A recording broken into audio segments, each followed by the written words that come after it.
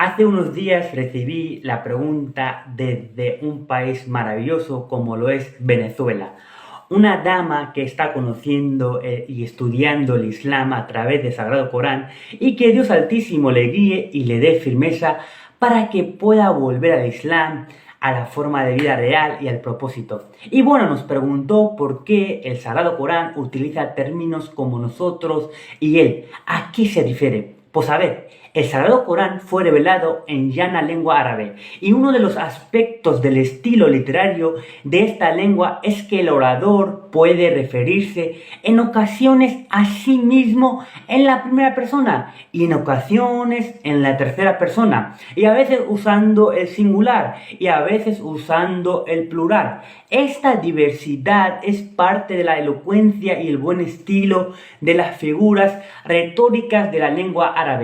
Es difícil de comprender esto a menos que conozcas el contexto lingüístico de la lengua árabe desde adentro, al menos lo suficiente como para comprender la lógica interna de estas formas de expresiones. El Sagrado Corán no fue revelado en un solo estilo, más bien sino que usa varios estilos diferentes. Esto es parte de su naturaleza milagrosa y de su elocuencia al exponer las evidencias de su mensaje divino. Uno de los estilos literarios propios de la lengua árabe es que el orador puede referirse a sí mismo en primera o en tercera persona.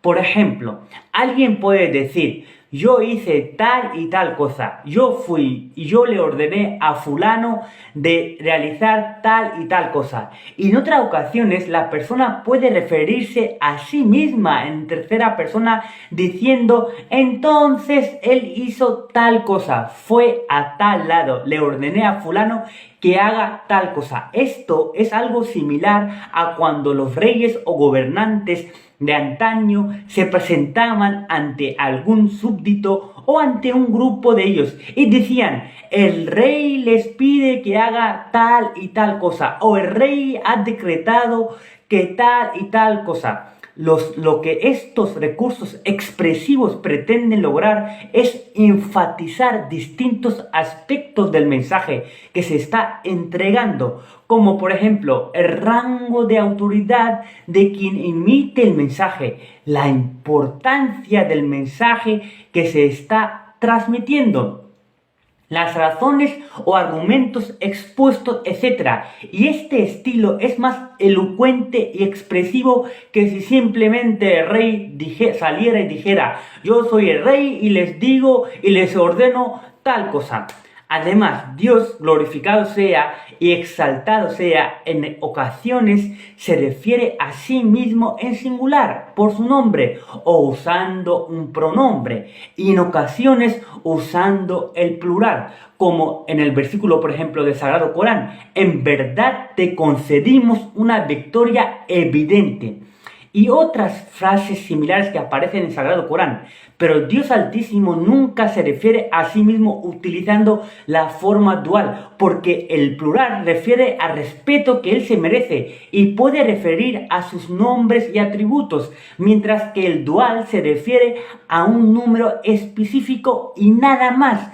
Y Dios Altísimo está muy por encima de eso. Las palabras, por ejemplo, inna, ciertamente nosotros, y nahnu, por ejemplo, nosotros, y otras formas de plural pueden ser usadas por una persona que habla a nombre de un grupo, o pueden ser usadas por una persona con propósito de realzar respeto y glorificación, o muestra la posición más alta en el idioma que se hable, el inglés, por ejemplo, el persa, el hebreo, el árabe y muchos idiomas proporcionan el uso de nosotros para la figura real, como hace algunos monarcas cuando emiten ciertas declaraciones o decretos en los cuales dicen: hemos decidido hacer esto.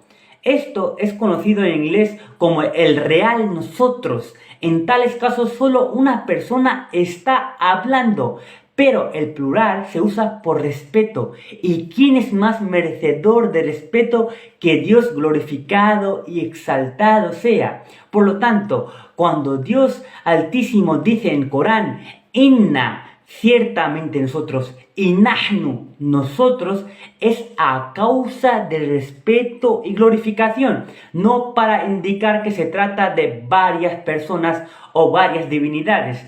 Si algún versículo, por ejemplo, de este tipo causa alguna confusión, es esencial remitirse a los versículos claros y carentes de ambigüedad. Y si por ejemplo, un cristiano insiste en tomar un versículo tal como, por ejemplo, que viene el Sagrado Corán, ciertamente nosotros hemos revelado el Sagrado Corán y somos nosotros sus custodiosos.